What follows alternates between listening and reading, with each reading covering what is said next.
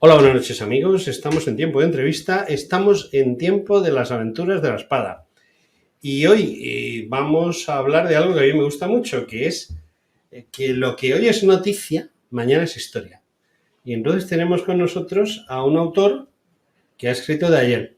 Bueno, de ayer no, ha escrito también de mañana, porque el libro es una apuesta muy fuerte. Pero bueno, antes de empezar a hablar del libro, vamos a hablar del autor, Alejandro López Canorea. Buenas noches. Muy buenas noches. Te veo muy joven. Sí, lo soy. Lo eres. Bueno, eso no quita lo cortés, no quita lo valiente. Te voy a decir una cosa, yo me he tirado 40 años, eh, sobre todo los primeros años de mi trabajo, en que la gente con la que yo trabajaba siempre tenía alrededor de 20 y pocos años, y yo todos los años tenía un año más, pero ellos siempre tenían 20 y pocos años. Es las cosas de la mili. Ahora ya eso ha cambiado, cambió cuando empezó a profesionalizarse el ejército, y ahora mismo pues te puedes encontrar soldados rasos, con 40 años perfectamente y con pinta de tener 70, y son bastante más peligrosos que los de 20. Tienen el colmillo retorcido. Y hablando de soldados y hablando de gente mayor y de gente joven, pues Alejandro López Canorea, que me da la impresión de que es un hombre serio, punto uno, que sonría así, esforzado, es un hombre serio. No es matemático como, por ejemplo, un señor que acabo de entrevistar también, que ha hecho un libro de magia. Y bueno, pues es un hombre que se ha volcado en un tema complicado. Y es tratar de que nosotros comprendamos algo que no comprenden ni los interesados, que es la guerra de Ucrania. ¿Cómo te has metido en este charco? Pues es que nos dedicamos a ello, política internacional, y ahora mismo es que el mundo ha dado un vuelco con Ucrania. Todo lo que vaya a ocurrir en las relaciones internacionales estos años va a depender de cómo se desarrolle este conflicto. Así que cómo no vamos a entrar en este tema si es que es nuclear. Vamos a entrar en este tema. O sea que tú habitualmente estás metido en este tema. ¿Tienes otros trabajos relacionados con la politología? Porque he leído que eres antropólogo. Sí, estamos en un medio de comunicación que se llama Descifrando la Guerra, y en él hablamos de todos los temas de internacional a nivel global, pero esta es la primera aventura, digamos, literaria en forma de ensayo, y bueno, pues esperamos que sirva para dar luz a un tema que, como sabes de sobra, necesita un formato tan amplio para poder explayar las explicaciones y de dónde viene todo esto, porque no nos da con un artículo para explicar de dónde viene esto. Por supuesto, y además es un libro pequeño, es un libro manejable. Dirás, bueno, y este hombre, yo es que todo el libro que tenga más de 250 páginas empieza a mosquearme. O sea, lo que tú no eres capaz de poner en 200, no lo vas a poner en 500 por mucho que te esfuerces. Al revés, tres cuartos de lo mismo. Y yo me entiendo porque con algunos editores he tenido yo esta bronca, ¿no? De, bueno, hazme un libro, porque yo he publicado algunos libros, y hazme que el libro tenga tantas páginas. Vamos a ver, el libro tiene las que tiene. Lo que pida el contenido, que es lo que... No, es que si no, como que no se ve. Sin embargo, este libro se ve muy manejable, se ve un libro muy interesante, y bueno, yo no me he dado tiempo porque, bueno, pues la gente de los almacenes de la esfera de los libros y yo, pues no nos ponemos de acuerdo, con lo cual el libro al final me lo ha traído el autor. Se lo agradezco enormemente porque así aprovecho y me lo firma para que pase a esa biblioteca que tengo yo de más de 5.000 libros. No es uno más, va a estar en un estante interesante. ¿Por justo 200 páginas, como decías, más o menos? Sí, 200 y un poquitín. Sí, sí. Alejandro, tú eres politólogo y yo soy militar. Con lo cual hay choque de trenes. Lo sabes, ¿no? Claro. Esto es una cortina de humo. ¿La guerra en general? No, la guerra de Ucrania es una cortina de humo, ¿no? Tiene muchos intereses detrás, por supuesto. Es que esta guerra ni es de ahora, ni es algo que fuera absolutamente inevitable. Ha habido años y años de diplomacia, ha habido años de intereses cruzados, y hemos llegado a un punto en el que ninguno de los actores ha estado por la labor de ceder, y estamos en una cuestión que nos va a traer unas consecuencias que, como digo, van a cambiar el mundo. Entonces, es más un proceso. Veamos a ver si es un procedimiento o solamente es un proceso. Bueno, yo he entrado muy fuerte. Es un tema que conozco, además es un tema que me ha posicionado en alguna tertulia en la cual yo he intervenido, pues como la gente ahora pues a través de WhatsApp manda preguntas, dice, pregúntenle a ese señor que está de parte de los rusos tal cosa. Yo no estoy de parte de los rusos, ojo.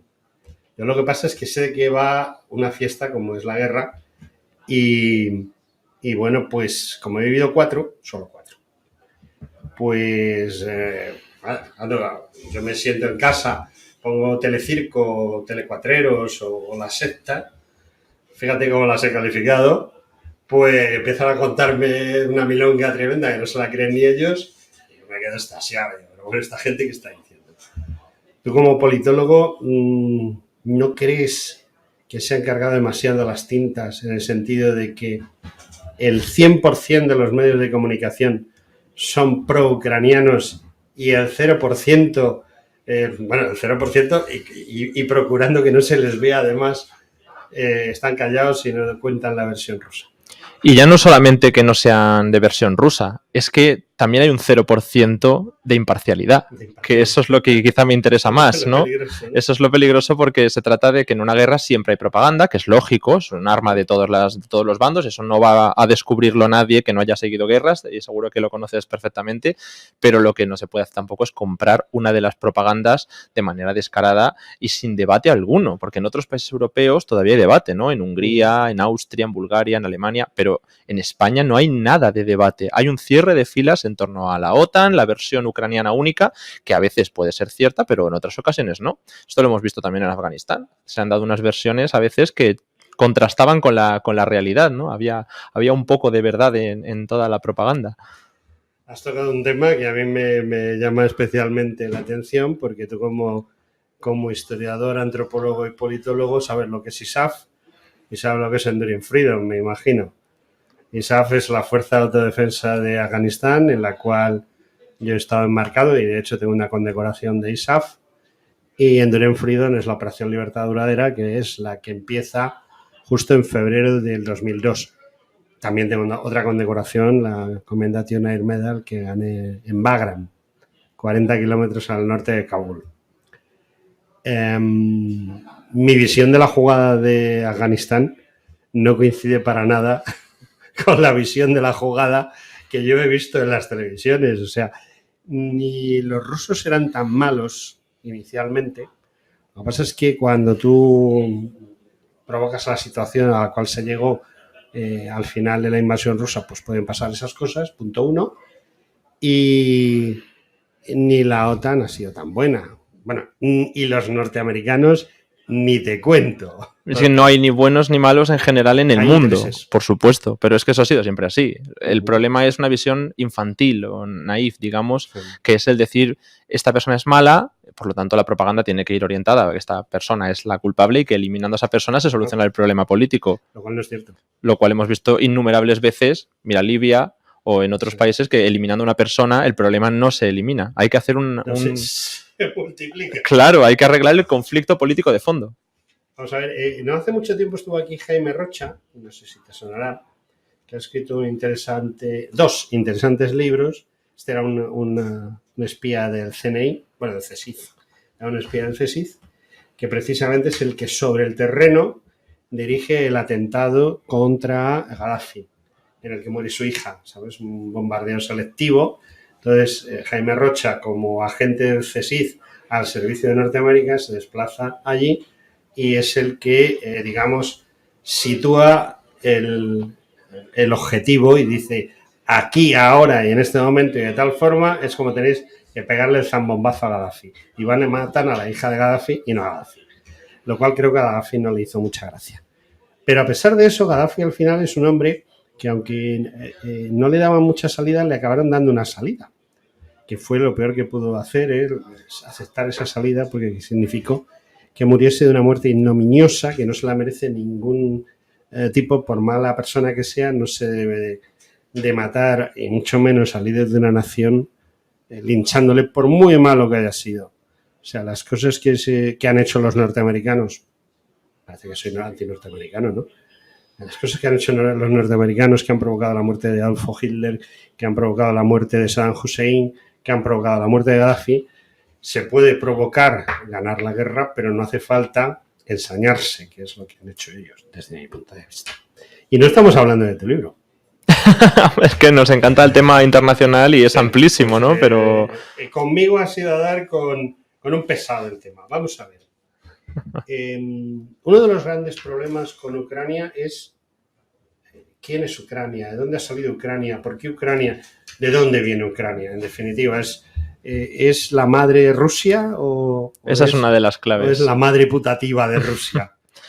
Ese es el tema, porque si atendemos a lo que decía Putin, que ya digo, guste o no guste, es el actor clave. Hay que entender lo que dice. ¿Por qué se ataca a Ucrania? Más allá de la desnazificación y todas esas excusas, que evidentemente es una excusa, por mucho que haya elementos de extrema derecha, no es un casus belli, digamos. Para nada.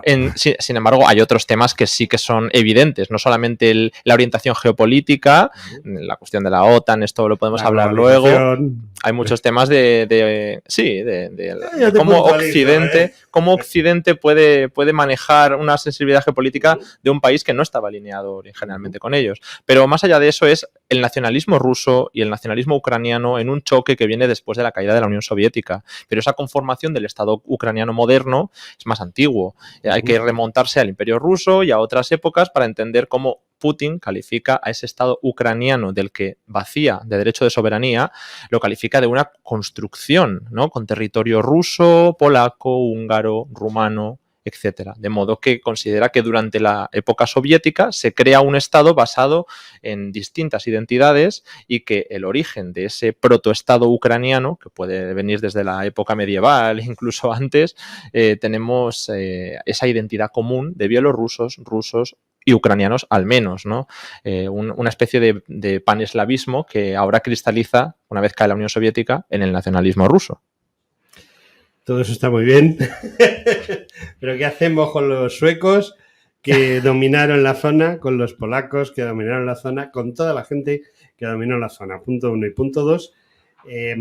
Yo conozco gente rusa, he convivido con rusos y con rusas, y conozco gente bielorrusa y conozco gente ucraniana. Y yo, igual que soy capaz de diferenciar los 18 modelos de raza, digámoslo así, o pseudo raza que hay de kirguisos, kazajos, tayikos, etcétera, soy incapaz de diferenciar a un bielorruso de un ruso y de un ucraniano. Sí, a mí me gusta más utilizar el término etnia a nivel antropológico, bueno, sí, etnia, porque sí, realmente, es que no claro, no, pero es así porque realmente sí, con un kirguís o con un ruso puedes notarlo más, quizá sí, con la apariencia. En el guantazo al nacer por parte de la comadrona, no. Pero entre grupos tan cercanos como los eslavos, hay entre un al final, un ucraniano y un ruso? Exacto, Ninguna. Es que todas estas identidades se han construido, igual que en los Balcanes, igual que en muchos puntos. Al final, la construcción de un Estado independiente suele intentar llevar aparejado la construcción de una nación. Y el sentimiento nacional hay que construirlo desde cero en el caso de estos países que se han independizado en los años 90. Por lo tanto, primero se dan divisiones en la iglesia, se dan divisiones en las élites políticas, intentan construir una identidad desde cero, causa problemas políticos, sobre todo cuando las fronteras estaban basadas en un estado mixto, que era el de los estados socialistas. Eran estados mixtos y pasar a un estado-nación siempre trae un conflicto entre las distintas etnias que tienen que convivir. Sí, bueno, yo, mi opinión, me gusta llevarte la contraria. Venga. La Unión Soviética trató de dar la apariencia de un conjunto de repúblicas unidas por una ideología. Uh-huh. Y eso es una mentira, pero vamos, más grande que la Torre Eiffel. Es decir, no hay esa unión. Hay un país, que es el país bolchevique, comunista o como lo quieras llamar, o la URSS, o la CCCP, o como la quieras llamar. Y lo demás es concesiones a la galería. Es decir, vamos a decir que estamos constituidos por una serie de repúblicas, cuando es mentira. Porque los dirigentes de esas repúblicas y el pueblo de esas repúblicas carece de libertad para actuar independientemente. Pues aquí hay un debate muy grande y precisamente volviendo a lo de Putin. Putin critica a Lenin por haber permitido la construcción cediendo a esos territorios por las nacionalidades que podrían constituir. Es decir, considera que se tendría que haber apostado por otra línea evidentemente desde el pensamiento nacional ruso, en la cual se dé una autonomía a esas regiones, no una federación. ¿Y qué es lo que hizo Lenin? Ceder ante los nacionalistas, como dice Putin, y critica que justo esos nacionalistas ucranianos son los que ahora se están volviendo contra la herencia de Lenin. Por lo tanto, dice que le salió un poco mal la jugada a la Unión Soviética por haber seguido esos postulados que dice ceder ante los nacionalistas ucranianos en este caso. Pero, como digo, este es el pensamiento de Putin, ¿no? Que hay que ver que es un nacionalismo ruso frente a criticar el nacionalismo que ya se asocia al nacionalismo soviético al nacionalismo ruso. Pero la realidad es que esa federación se construyó, bueno, pues con cesiones, ¿no? Que se podría haber hecho una autonomía o un Estado central y al final el manejo del gobierno también tenía un centralismo fuerte, ¿no? Es que no tengo la gueta porque la rompí el otro día. Es que estoy grabando. Si no te importa, no. No se oye porque estos micrófonos van a hacer una cuarta, no captan nada. No te preocupes. Pero eso. Aquellos sí. Bueno, me gusta esta entrevista porque esto no es una entrevista. Es una conversación. Es una discusión casi.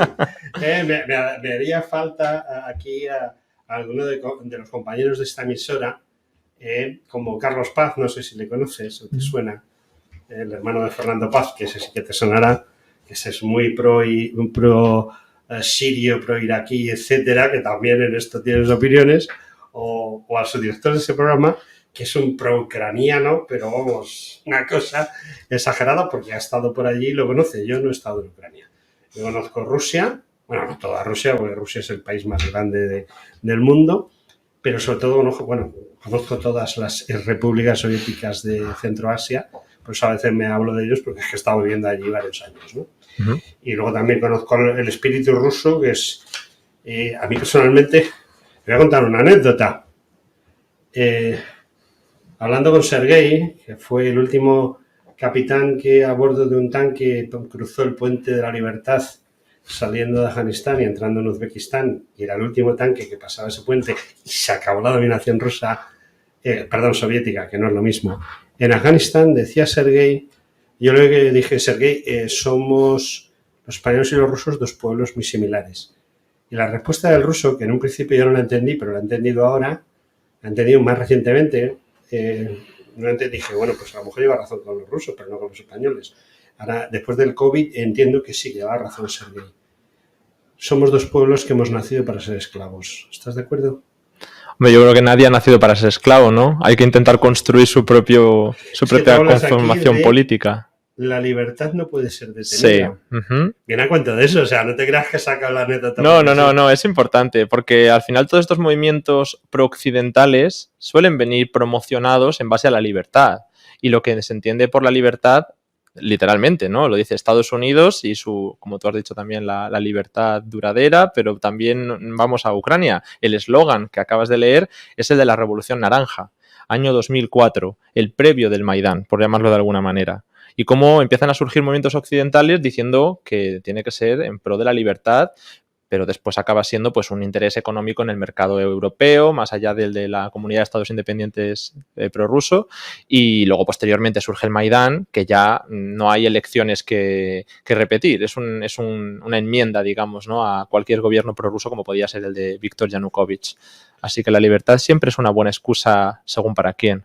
La libertad es una grandísima excusa desde hace pues unos 12.000 años, que es lo que dura la historia, o sea, desde que se empezó a escribir la historia, ¿no? O sea, todo se hace en nombre de algo y la libertad es muy socorrida. Yo creo que es la más socorrida de las excusas. Pero como yo voy de abogado del diablo hoy, pues tú has estado hablando de que no había una gran libertad.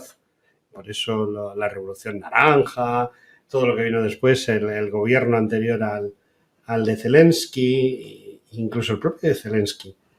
¿Realmente alguien pretendió en algún momento que hubiese libertad en Ucrania? Es que, ¿qué es la libertad? Esto es un concepto que, como tú y yo hemos dicho, es una excusa. Por lo tanto, es que podemos decir que sí y que no en ambos casos, ¿no? Es algo que depende de la forma que entiendas este concepto. Lo que importa es que antes había a lo mejor un gobierno que podía ser más autoritario, que era el de Leonid Kuzma, pero una vez que él deja de estar en el gobierno, hay que crear un equilibrio que sostenga todas las sensibilidades del país, que eran los Viktor Yanukovych, Viktor Yushchenko y Yulia Tymoshenko. Cuando llega el Maidán, eso se rompe. El que viene, que es Petro Poroshenko y luego Volodymyr Zelensky, son gobiernos que ya no tienen ningún equilibrio, que tienen toda su base política en el oeste y en los nacionalistas ucranianos. Por lo tanto, la convivencia queda rota después del Maidán. Eso, pues más allá de si tienen libertad antes o después, que es discutible en ambos casos, yo creo que deja roto el país y el conflicto político es inevitable. Ahora, el conflicto militar es otra cosa. De todas maneras, estamos hablando de libertad cuando ya has pronunciado una serie de apellidos de dirigentes de Ucrania que yo los relaciono no con la libertad, sino con la corrupción. Todos ellos prácticamente han estado involucrados, efectivamente, porque Ucrania es uno de los países donde la corrupción ha sido más visible, eso es cierto. Más que en España. Bueno, yo creo que más visible que en España. Ah, más visible. La corrupción está en muchas esferas del mundo. Yo diría que para entender las élites políticas es difícil dejar de lado la corrupción. El problema es que sea tan visible. Sí, ese es el problema. También ha habido veces, inexplicablemente, que ha habido élites políticas que no han sido corruptas. Fíjate qué cosas. Habrá que investigar eso. Habrá que investigar eso. Hombre, se lo puedes contar con los dedos de las manos. Pero lo que sí es cierto es que en España siempre que ha habido una élite no corrupta o con un bajo nivel de corrupción, España ha crecido y tenemos un caso en el cual había grandes corruptos, pero sin embargo la reina era exactamente lo contrario de la corrupción, que es Isabel I de Castilla, y es uno de los más grandes casos, ¿no? Y el más grande, no corrupto, sino anticorrupto, que fue el cardenal Cisneros, un hombre que perseguía la corrupción, pero vamos, con un hacha en la mano, ¿no? Y después ha habido grandes épocas, y la verdad es que el auge de todo país suele estar relacionado con bajos niveles de corrupción. Sin embargo, en estos países de Europa, de la actual Europa, que están teóricamente defendiendo a Ucrania, no ha subido o ha crecido mucho la corrupción, y precisamente por eso nos encontramos ante esta situación. Me estoy desviando, ¿eh? En Europa del Este en general, pero ¿no? Sí, no, porque Europa del Este quizá no, porque yo entiendo que tanto Polonia como Hungría, quizá los países bálticos también, Rumanía, so, que diría un inglés, pues no es muy grande la corrupción. Yo conozco un poquito el tema húngaro y entiendo que hay corrupción, por supuesto, como en todos sitios, pero es muy bajo el nivel de corrupción. Bueno, depende un poco, ¿no?, de cómo entendamos la corrupción, porque no solamente es el robar, ¿no? Es que es importante, porque en todos estos países, desde la caída del bloque del Este, se han conformado nuevas élites en base a la privatización masiva de todos los activos del Estado, creando oligarquías, de ahí los famosos oligarcas ucranianos, oligarcas rusos, etcétera. Es decir, eso es otra forma de corrupción, digamos, que es una forma de expolio, porque se han creado oligarquías de nuevo cuño en una década. Sí, pero todas esas oligarquías yo lo he vivido en Asia Central, ¿no?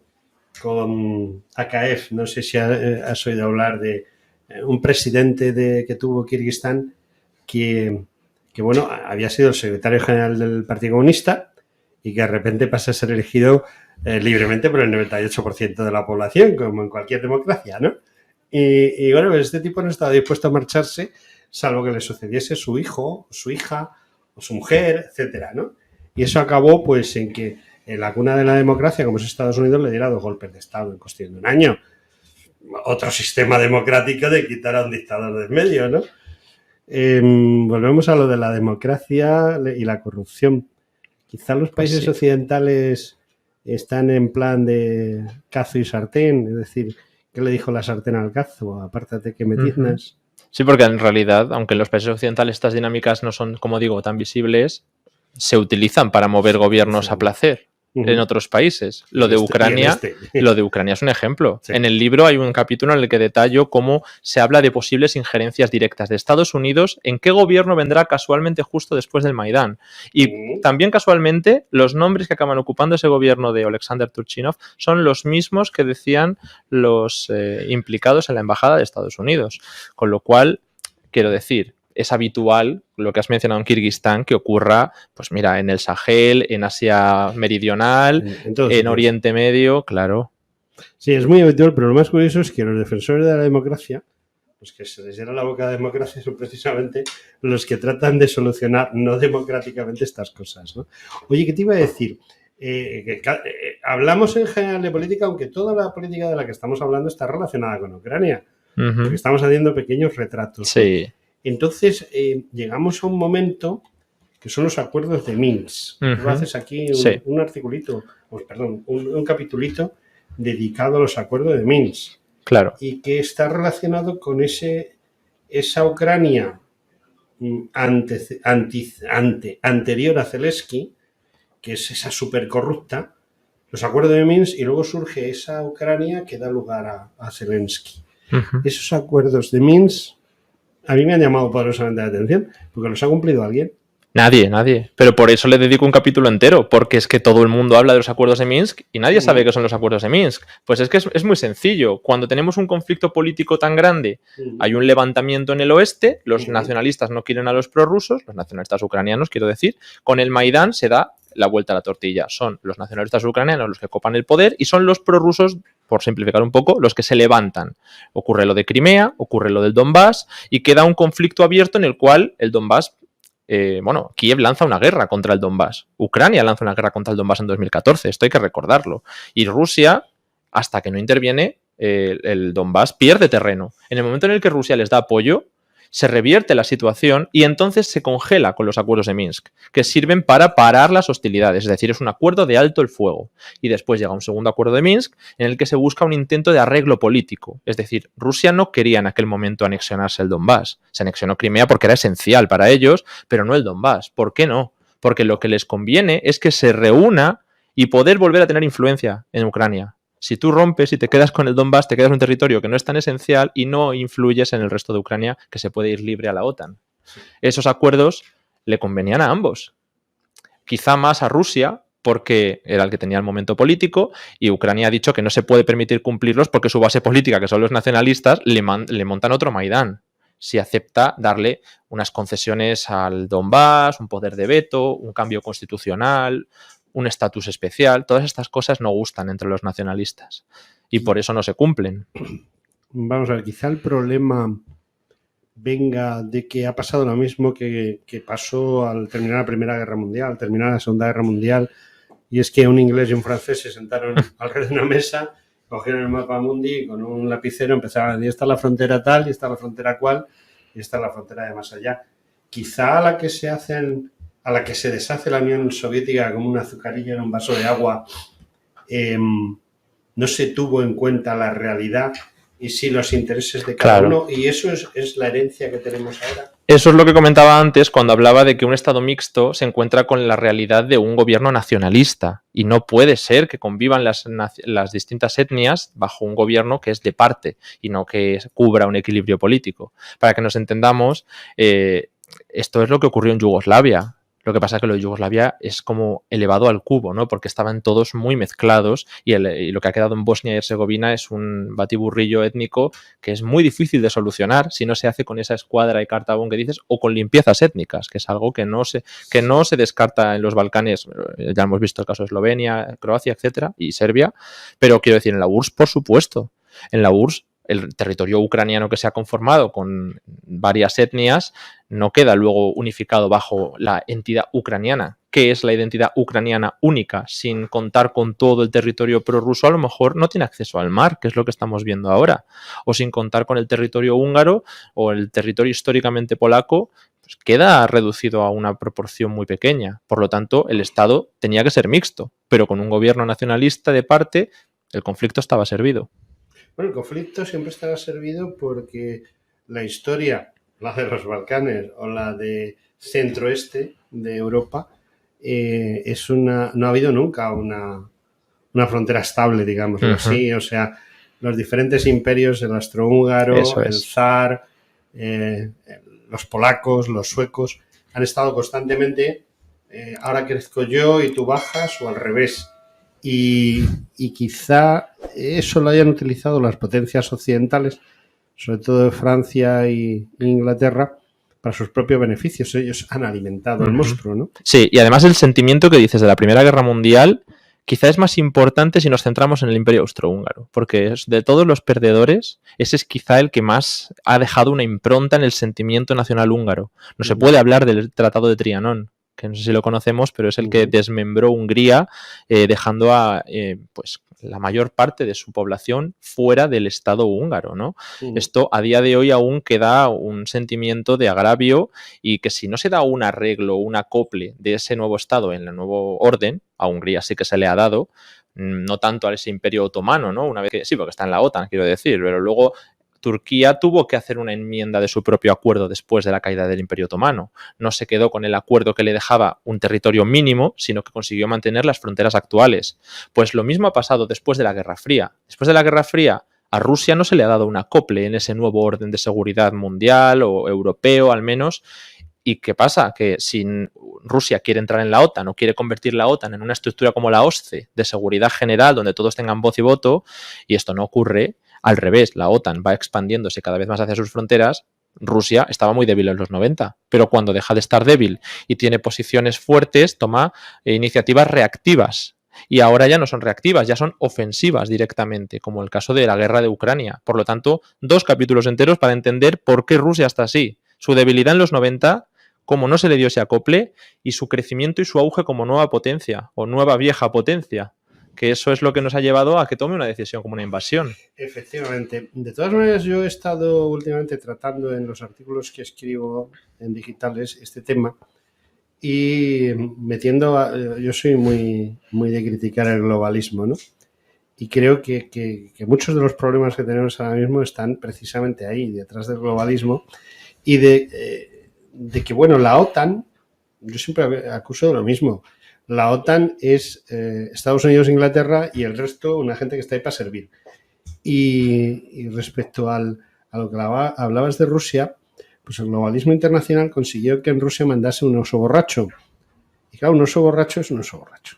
¿Sabes con quién abro el libro, no? ¿Has visto la primera cita del libro? Está lleno de citas. Está lleno de citas. La primera cita es de Boris Yeltsin. Pues está del oso borracho. Pero claro, es que cuando hablo de globalismo, yo entiendo que el globalismo desde que empieza a principios del 19, ha tratado siempre de colocar en sitios claves a individuos que sirviesen a sus intereses para destruir a los estados europeos. Porque la idea del globalismo es convertir Europa en los Balcanes, es decir, muchos pequeños estados, ¿no? España es un ejemplo. O sea, la idea es convertir a España en 17 pequeños estados. Claro, 17 pequeños estados son manejables, mientras que un estado grande y fuerte ya es otra historia. Y se han equivocado varias veces. Se equivocaron con Adolfo Hitler, porque Adolfo Hitler no viene en un ovni. O sea, Adolfo Hitler surge de la calle, surge del CNI, de lo que sucedió al Imperio Alemán. Él trabajaba como militar en el Servicio de Información e Inteligencia alemán de esos años posteriores a 1918. Es captado por la familia de Goering y otras familias con una impronta económica importante, digámoslo así, y lo eligen para que haga un papel. Claro, cuando Adolfo tiene la sartén por el mango, pues la cosa cambia. Que es lo mismo que ha pasado con Putin. La diferencia está en que Adolfo Hitler se suicidó a pesar de tener unas bombas atómicas guardadas, que no pensaba usarlas, y como no pensó usarlas, por eso tuvo que suicidarse. Pero cuando han elegido a Putin un espía, un jefe de antena, que tú sí sabes, un sicario, un triste sicario, que va ascendiendo por esas puertas giratorias y esos pasillos traseros y esas escaleras de servicio, hasta que, bueno, este chico parece que promete, lo vamos a poner aquí para que haga lo que nosotros queramos, se encuentran que no es Yeltsin. Se encuentran que es un patriota, sí, un sicario, un asesino, lo que tú quieras, pero es un patriota. Y entonces tienen un problema con él, y es que él no se va a suicidar en el búnker. De hecho, el papel de Yeltsin está bastante claro. Él mismo se encargó... Bueno, el capítulo de los 90 creo que es pertinente porque hay tanto que hablar de Yeltsin, porque si no, no entendemos que Rusia... Estás vendiendo muy bien tu libro. Es que hay gente que piensa que Rusia es la URSS, y digo, anda que no ha cambiado Rusia, la Rusia de los 90, la de los 2000 y la de ahora, es que no tiene nada que ver una con la otra. Y por eso es tan importante pararse un poquito, decir, vamos a leer esto con calma. ¿Y qué pasa? Yeltsin liquida a la Unión Soviética desde dentro con promesas occidentales, está encantado con Clinton, no se cumplen, por supuesto, ninguna de ellas. Es cierto que no consiguió que quedaran por escrito, pero después se han podido negar y tal, bueno, vale.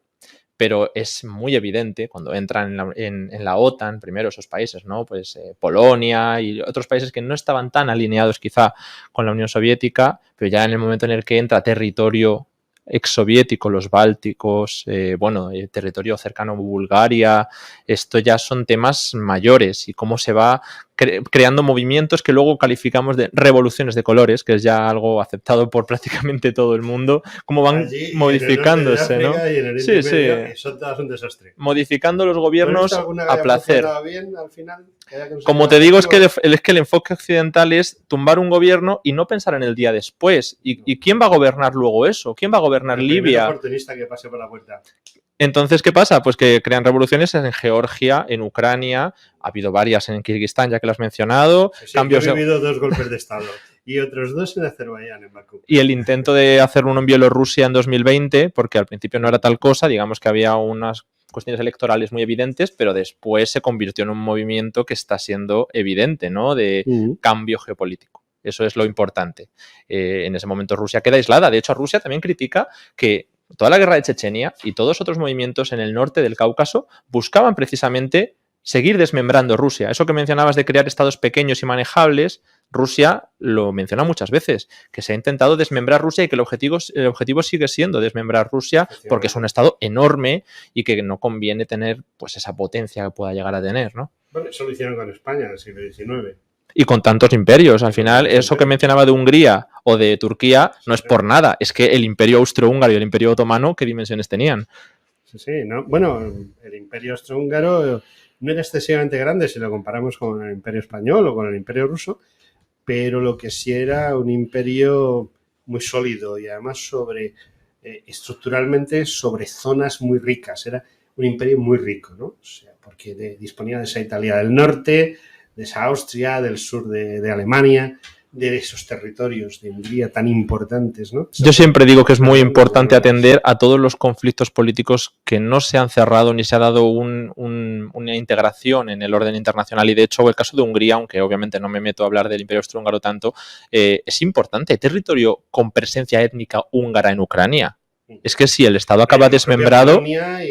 Claro, pero Rumanía. El de Polonia es histórico, pero no hay realidad étnica polaca. El de Rumanía y el de Hungría sí, pero sobre todo el de Hungría. Es muy importante porque aunque cuando estaban dentro de la presencia del Imperio Austrohúngaro y posteriormente pasan a Checoslovaquia, es la minoría eslava, quizá, la que no estaba integrada en esa realidad húngara, porque no se deja utilizar el idioma ucraniano. Pero una vez que pasan a la Unión Soviética, esa presencia eslava queda asimilada a la nueva identidad ucraniana que se va construyendo, y es la húngara la que queda de lado, digamos. Y a día de hoy esos húngaros siguen siendo muy importantes, y yo no descarto que haya que estar pendientes a ver cómo acaba esta guerra, porque si acaba con la división del país en varios estados, no sabemos hasta qué punto puede llegar.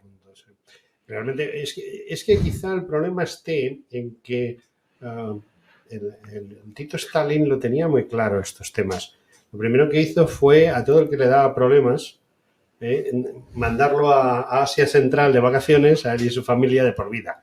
Es decir, ala, fuera de aquí para que yo organice. Y quizá él quiso organizar esa zona de Ucrania, por ejemplo, estamos hablando de Ucrania, pues esa zona de Ucrania para que no diese problemas de futuro. Entonces, cuando le suceden a Josip Besarovich, pues es cuando se produce la equivocación que puede dar lugar a la situación que tenemos actualmente. ¿Es quizá? Bueno, yo creo que es más quizá del final de la Unión Soviética, cuando empiezan a crecer... Pero como compensación a lo que había hecho Stalin. Pero la desestalinización ha sido un proceso muy largo y ha sido un proceso claro, y eso sí que lo veo asimilado por las élites soviéticas, que después aún así no tenían el conflicto con Ucrania. El conflicto quizá que podría haber venido de la época de Stalin, y que además es curioso, ¿no? Es como... Después del Maidán, ¿por qué se rompe esa realidad con los rusos, ese equilibrio que se da con los rusos? La primera decisión de los gobiernos post-Maidán es las leyes lingüísticas, eliminar la presencia del ruso. Entonces ya hay una convivencia rota. Sí. Pero hay una etnia que se salva de esto. Porque a pesar de que... Húngara. No. Hungría, precisamente, es el que ha hecho de altavoz de esta crítica. No Rusia. Ha sido Hungría el que ha paralizado la entrada de Ucrania en la OTAN y en la Unión Europea. Y puede hacerlo, además. ¿Y por qué lo ha hecho? Porque compartían con Rusia la crítica a la ley lingüística que perjudicaba a rusos y a húngaros. Pero hay una etnia que se ha salvado de esa quema y eran los tártaros de Crimea. ¿Y por qué? Porque precisamente los tártaros de Crimea representan esa crítica a la época de Stalin, puesto que Stalin, entre esas deportaciones, llevó una deportación a los tártaros, porque eran unos grupos que habían sido colaboracionistas con los alemanes ocupantes. Entonces consideraba que había que deportarlos, pero eso es una cuestión que las nuevas autoridades ucranianas están redibujando. Hay más tártaros en Asia Central que en Crimea. Pero bueno, hay tártaros en el Tartaristán y otros tártaros de Crimea, que son los que fueron deportados, pero la cuestión aquí es que el nacionalismo ucraniano ha utilizado las etnias a su conveniencia. Resulta que los tártaros no tienen un problema, pero los rusos sí, ¿no? Se hablaba de que las lenguas que tuvieran un estado propio extranjero no tenían que ser consideradas como tal en Ucrania. Eso es el ruso y el húngaro. Surge el primer problema del este, porque el levantamiento no tiene epicentro en el Donbass, tiene epicentro en Sebastopol, que es la ciudad más importante de Crimea. Está al sur, no el este. Sí, bueno, es sur y este, las dos zonas, porque se puede llevar a... Que tiene mucha culpa, España, ahí España tiene mucha culpa, como tú bien sabes, en eso y en Odessa. Bueno, porque Sebastopol es Sebastopol gracias a un madrileño que su padre era el gobernador de Sicilia y que entra como cadete en la Armada rusa con 14 años y que es el responsable de la creación de la base de Sebastopol. Y también es otro español responsable de la creación de Odessa para crear allí una base naval rusa. Otro español similar, muy similar. O sea, un niño que entra como cadete, futuro oficial de Marina de la Armada rusa y que nunca vuelven a España. Pues son puntos interesantes porque precisamente... Las famosas escaleras de Odessa. Dime. ¿Tú has visto la película Potemkin? ¿No? ¿Lo has visto? Muy interesante. Está grabado en las escaleras de Odessa y viene a reflejar un poco esa lucha también del pueblo contra los intereses de Rusia. Del pueblo ucraniano contra los intereses de Rusia. Nos hemos vuelto a desviar. No, pero el levantamiento es importante porque el hecho de que se dé en Sebastopol inicia lo de... ten en cuenta que es un problema de Catalina, creo, y le manda a su almirante en jefe de la flota del Mar Negro, que es español, curiosamente, que cree la base de Sebastopol. Es una cosa muy la base, eso es lo que quería ir justo. Muy bien. Ese es el tema. Porque es la clave, la joya de la corona. Es la gran joya de Rusia en el Mar Negro. La base naval del Mar Negro. Por eso Sebastopol es clave. De los oligarcas en las playas del Mar Negro. Sí, es un destino privilegiado en general. Pero Crimea se levanta lo primero y Rusia actúa rápido porque tiene el interés básico de la base naval del Mar Negro. Porque simplemente con los marinos y las familias de los marinos ya tienen mayoría étnica dentro de lo que es la península, ¿no? En Crimea llega a ser, no tenemos un censo válido, digamos, desde el año 2001, pero aunque los datos del referéndum no nos los podamos creer porque no cuenta con la validez internacional, pero la mayoría fue abrumadora a favor de la anexión a Rusia. Entonces, será menos el porcentaje, pero era abrumadora. Entonces, la proporción étnica de rusos era clave. Sí que había sido un territorio históricamente ruso que fue transferido durante la Unión Soviética a Ucrania, mientras que el resto de lo que consideran la Novorrusia, ¿no? Lo que es el Donbass, que llega hasta Kharkov y hasta Odessa, según en qué interpretaciones, eso son ucranianos de habla rusa o incluso gente étnicamente rusa. Esto también provoca sus levantamientos, menores que el de Crimea, y además el de Kharkov y el de Odessa fueron acallados desde Kiev, fueron silenciados por la fuerza, mientras que el de Donbass, el de básicamente Donetsk y Lugansk, quedó en en esas fronteras que hemos visto hasta 2022, que por eso es importante acudir a 2014. Estamos hablando de muchas cosas de Ucrania. Yo me voy por los cerros de Úbeda, pero porque yo soy un apasionado de muchas cosas de la historia militar, y hay cosas de la historia militar muy curiosas como es la guerra en Ucrania, ¿no? O sea, la gente cuando ha empezado a criticar, tampoco tiene mucho interés porque como el 100% son pro-ucranianos de los medios, pues tampoco tiene mucho interés, pero se llaman la atención de que en el tema de la guerra de Ucrania, el ejército ruso no está obteniendo sus objetivos. Caso error por parte de quien lo diga, pero no tiene ni idea de temas militares, ni de objetivos, ni de planificación. Simplemente comparan lo que está sucediendo con lo que pasó en la Segunda Guerra Mundial, en la cual los carros de combate alemanes tenían que quitarle la gasolina a los vehículos rusos porque gastaban la gasolina que tenían para avanzar y para poder seguir avanzando deprisa, porque vamos, pasaron sobre Ucrania como un vendaval. Mientras que el ejército ruso no está pasando como un vendaval. ¿Y eso es por lo que nos cuenta Telecirco o el tema es otro? Bueno, esto aún así, aunque el libro es muy reciente, llego a tocar estas fases de la guerra, porque el objetivo inicial no contó con la fuerza total de Rusia, en ningún caso es un ejemplo de su capacidad. El mismo error que cometieron en Afganistán, exactamente el mismo. Y es que ellos pretendían una entrada rápida y que solo con la entrada fuera de tal calibre que asustara, que se dieran las rendiciones, no tuvieran que hacer asaltos urbanos porque es algo muy costoso y que la rendición permitiera que un nuevo actor político se comprometiera con el proceso de Minsk o con otro, el que sea, ¿no? Pero ellos...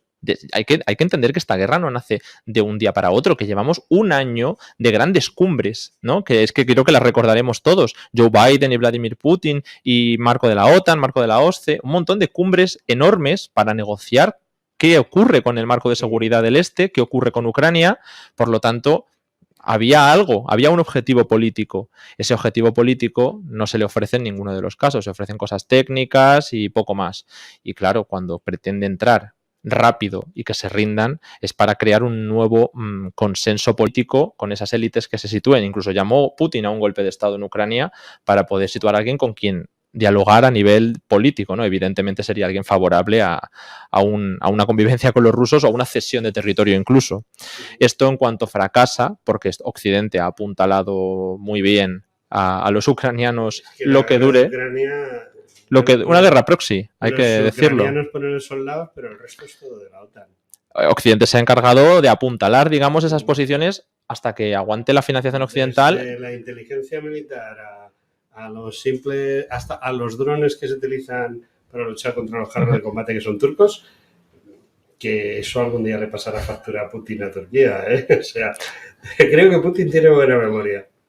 Pero con Turquía tiene una relación ahí que da para un... Es una relación muy rara. De tira y afloja, pero que todos ganan, ¿no? Es como ceden en unos puntos, ceden en otros... Pero bueno, esto da mucho de sí. Por terminar simplemente esa parte, es que una vez que ve que no se rinden los ucranianos, decide apostar por una intensificación ya de la artillería, de la aviación y todas estas cosas que conoces, y lo que es una destrucción más fuerte, que en un país tan grande, con tantos frentes abiertos, pues reduce a que los objetivos militares primen sobre los objetivos políticos y que los objetivos políticos sean o de largo recorrido o muy mal le tiene que ir a Rusia para que renuncie a esos objetivos políticos y los vincule a los militares. Yo entiendo que no puede. Y los objetivos militares, el día que dijeron, bueno, nos vamos a retirar de aquí y vamos a reforzar tal y tal punto, dije, hombre, ya hay un general que tenga dos dedos de frente. O sea, vamos a centrarnos en lo que queremos y vamos a dejar de desperdigar soldados por el mundo. O sea, por ahora es un cambio de estrategia evidente, pero no es lo que se está vendiendo de la derrota de la historia, porque es que una guerra tiene muchas fases y muchos cambios y habrá que ver cómo acaba. De hecho, como no sé cómo va a acabar, ni tú ni yo. Nadie lo sabemos, ¿no? Entonces, el final de mi libro es una proyección de qué pasa si ocurre tal cosa, si ocurre la otra o si ocurre la otra. Pues solo con eso ya me interesa comprarlo. Porque yo tengo mis propias ideas. Yo tengo muy claro una serie de cosas y es primero que Putin no es Adolfo Hitler. Es decir, no se va a suicidar en el Kremlin, eso lo tengo muy claro. No está dispuesto a perder la guerra bajo ningún concepto y puede que lleguemos a tablas, a una pérdida relativa, yo que sea. Tiene que haber un acuerdo. Tiene que haber un acuerdo. Esto se va a resolver en los despachos. Y yo creo que no va a tardar mucho, ¿no? Depende, porque esta nueva fase parece que va más para largo. Si hubiera sido más como la primera, en unos meses igual estaba solucionado. Yo en la primera fase había pensado que esto terminaba en junio. Había apostado por junio. Es posible. En junio esto se acabó. Pero igual, a la velocidad a la que van, salvo un colapso grande ucraniano, que yo no lo descarto en el Donbass, por lo menos este año entero lo tiene. Yo más o menos me atrevería a decir que sí. pero claro, depende de lo que le pase a las tropas ucranianas, que ahora mismo, como digo, está habiendo avances, aunque sean muy lentos, está habiendo avances. Y esto, si hay un colapso... Está habiendo avances porque ahí son soldados ucranianos y todo lo que gira alrededor de ello no es ucraniano, es decir, desde la información hasta la munición que usan en los fusiles. Y eso es un problema, porque mucho del armamento, hay un capítulo entero de armamento, fíjate, de ese primer armamento que se mandaba. ¿Y qué problemas traía? Pues qué problemas nos trae básicamente es que es armamento que no es soviético, o el que es soviético es o de baja calidad, o que le faltan repuestos, o le falta entrenamiento a las tropas para utilizar X armamento occidental. Hay de todo, ¿no? Y esto pues se ve que es un problema, sobre todo cuando no cuentas con tiempo para entrenar a los ucranianos en el armamento de la OTAN. No, llegas y al frente, pero hay una cosa, esto es una opinión mía. Yo el primer día que puse los pies en territorio soviético llegué a la siguiente conclusión. En el idioma ruso no existe la palabra mantenimiento. Y eso es muy importante. Sí existe, supongo, porque existe, ¿no? Pero que te quiero decir que no saben hacer mantenimiento, no saben reutilizar o hacer las cosas de manera que sirvan. Entonces, el famoso fusil Kalashnikov no es tan bueno y el carro de combate maravilloso ruso tampoco es tan bueno y los aviones rusos tampoco son tan buenos. Es decir, mucha propaganda, poca efectividad. Que eso quizá también sea influyente.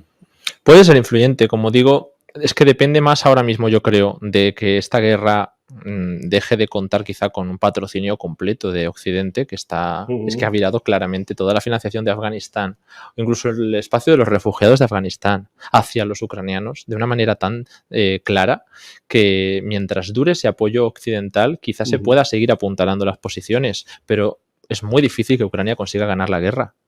Bueno, Alejandro, hemos hablado muy poco de tu libro porque a mí no me gusta destripar los libros. Yo lo que quiero es que la gente compre los libros.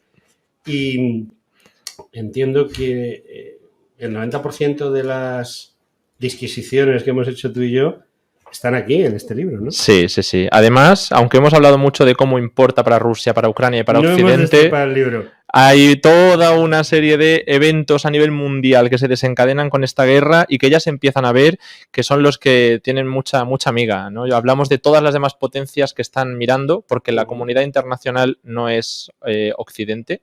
Sí. Es una cita que, por cierto, la tengo en el libro, es de Pedro Sánchez. Pedro Sánchez diciendo que toda la comunidad... Pedro Sánchez, nuestro querido presidente, diciendo que toda la comunidad internacional está contra Rusia y está a favor de Ucrania. Pues le recomiendo que es una mentira como otra cualquiera. Claro, que se lea este capítulo libro. Porque hablamos de todos y cada uno de los países que no forman parte de esa comunidad internacional. Es genial. Yo, la verdad, cada vez que este hombre habla sobre el PAM. Nos hemos quedado sin tiempo. Mensaje. Mi mensaje es muy claro. Creo que si usted quiere conocer otra posibilidad diferente a la de Telecirco o la de Telecuatreros, pues lea Ucrania, El camino hacia la guerra, de Alejandro López Canorea. Creo que es imprescindible. Pues muchas gracias por invitarme y yo también le voy a recomendar a todo el mundo que lo lea, que para eso es mi primer libro y bueno, espero que sean muchos más. Yo todavía no lo he leído, me ha dado tiempo a picotearlo, que se dice. Pero creo que hay alguna cosa de la que pones aquí la voy a utilizar. Creo, estoy convencido, no es que crea, es que estoy convencido que alguna de las cosas que yo he visto que este libro tiene, me van a venir a mí muy bien para ilustrarme, porque yo también necesito aprender. Aquí todos aprendemos continuamente, el mundo nos enseña mucho. Alejandro, muchas gracias. Un placer. Lo mismo te digo. Espero que vuelvas. Encantado. Bueno, amigos, esto es todo por hoy.